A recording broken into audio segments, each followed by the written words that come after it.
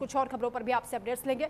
एक और बड़ी खबर सामने आ रही है। अजीत पवार की मौत को लेकर एक बार फिर सवाल उठ रहे हैं। एनसीपी विधायक ने मौत को लेकर एक नया दावा कर दिया है। अजीत पवार का राजीव गांधी जैसा मर्डर हुआ है, अमोल मिटकरी की ओर से यह दावा किया गया।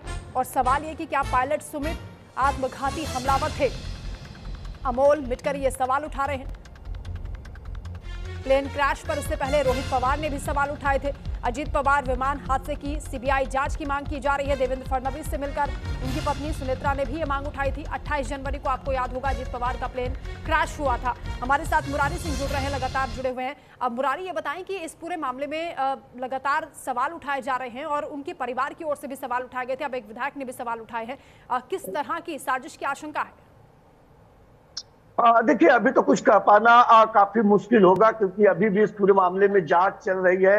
एनसीपी पार्टी के जिम्मेदार नेताओं ने महाराष्ट्र के मुख्यमंत्री देवेंद्र फडणवीस को एक ज्ञापन देकर के सीबीआई जांच की मांग की है। लेकिन जिस तरीके से हिंदू हृदय सम्राट छत्रपति शिवाजी महाराज की जयंती थी, उस जयंती में मंच को साझा करते हुए एनसीपी विधायक अमोल मिटकरी ने जिस तरीके से कहा कि ये राजीव गांधी के जैसा जो है ये अजीत पवार का पूरा कांड दिख रहा है। महाराष्ट्र शांत कैसे बैठा है? इस मामले में जो ब्लैक बॉक्स की रिपोर्ट थी या जो सीसीटीवी थे, जो अन्य चीजें थी, वो साझा क्यों नहीं हुई? और उन्होंने जिस तरीके से राजीव गांधी के प्लेन क्रैश का जिक्र किया है, इसका मतलब सीधा सीधा उन्होंने जो सुमित पायलट है उसे लेकर के एक सवाल खड़ा किया है। हालांकि महाराष्ट्र के मुख्यमंत्री देवेंद्र फडणवीस ने पहले ही कह दिया था कि इस पूरे मामले की निरपेक्षता पूर्वक जांच होगी, जरूरत पड़ी तो अन्य एजेंसियों द्वारा भी जांच कराई जाएगी। लेकिन कुछ दिन पहले पवार परिवार से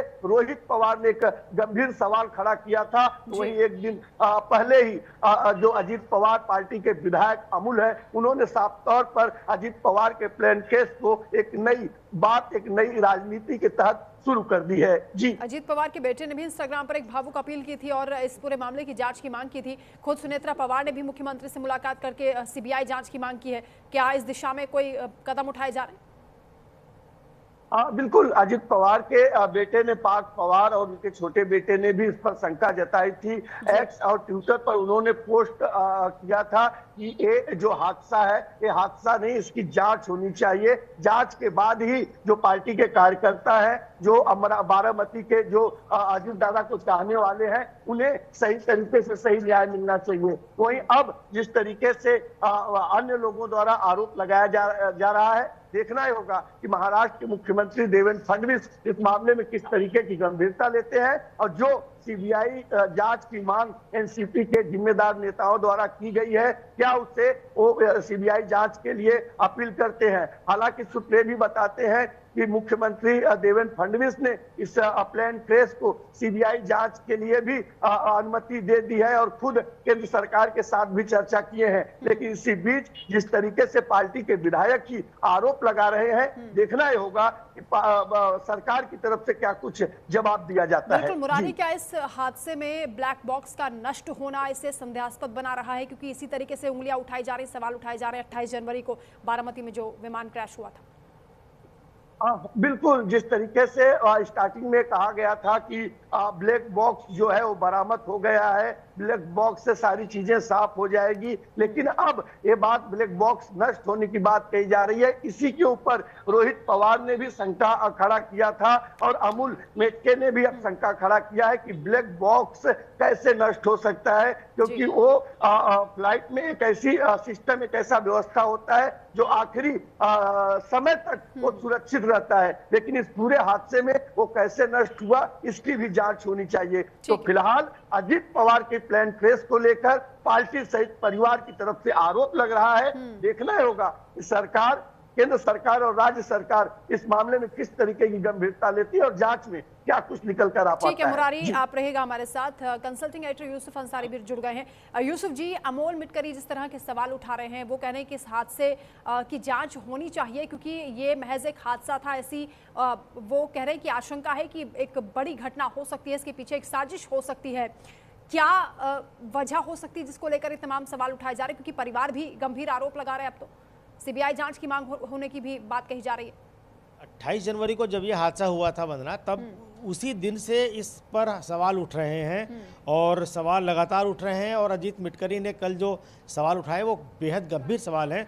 उन्होंने साफ तौर पे कहा है कि साहब जो पायलट थे सुमित, वो शायद सुसाइड बॉम्बर बनकर गए थे। ये गंभीर आरोप है और उसमें वो अपने दावों को पुष्ट करने के लिए वो कोई तर्क भी दे रहे हैं। दूसरी बात यह है कि अजीत पवार की पत्नी, उनके बेटे और उनके भतीजे रोहित पवार ने तो कुछ दिन पहले दिल्ली में बाकायदा प्रेस कॉन्फ्रेंस करके कई गंभीर सवाल उठाए थे।